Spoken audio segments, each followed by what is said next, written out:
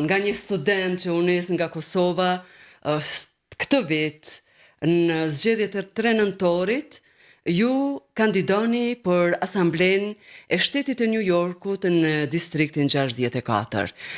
Çfarë do të thotë për ju kjo? A ishte kjo edhe një mbështetje nga vetë komuniteti, apo ishte një ide e juja, apo ishte angazhimi që e bëri që ju të angazhoheni edhe në politikë, të merrni përgjegjësi tjera?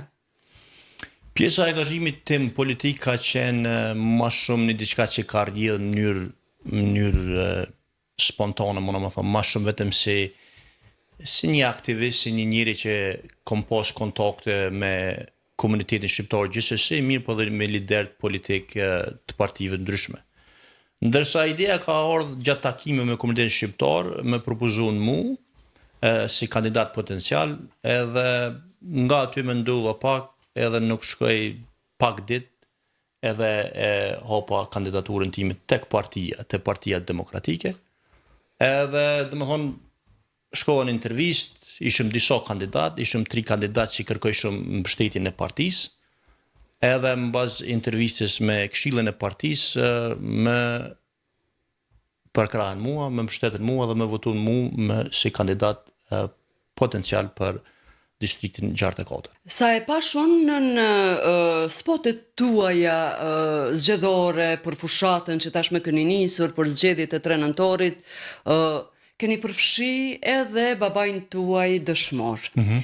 A mendoni se qytetarët amerikanë e vlerësojnë këtë fakt që ti je djali një dëshmori, sepse ne e dim që qytetarët amerikanë kanë shumë respekt për veteranët e luftës. Po patjetër, se aja tregon se kush jam unë. Vetë fakti që babaj ka rrotë dëshmor edhe u sakrifiku për popull, për vend, ajo është diçka që njeriu është më e madhe që një njeri mund të bën. Domethënë, sakrifica e jetës për vend dhe për atë vend.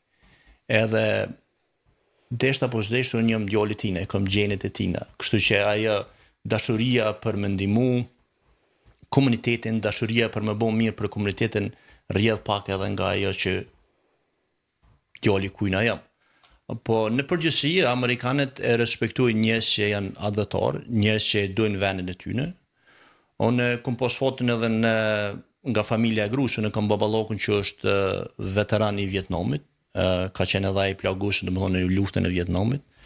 Edhe unë bisedoj shumë me të në lidhje me luftët, me hjekat, edhe me atë dashurinë që kanë përgjithësi, po sidomos veteranët, se veteranët kanë një ndjenjë si këtu se ati ai që ka luftu dhe ka kalu në për 2 periudha, dashuria për atë dhe është, unë besoj e ndjenjë pak më ndryshe se sa ai që nuk i kalu në për atë periudha.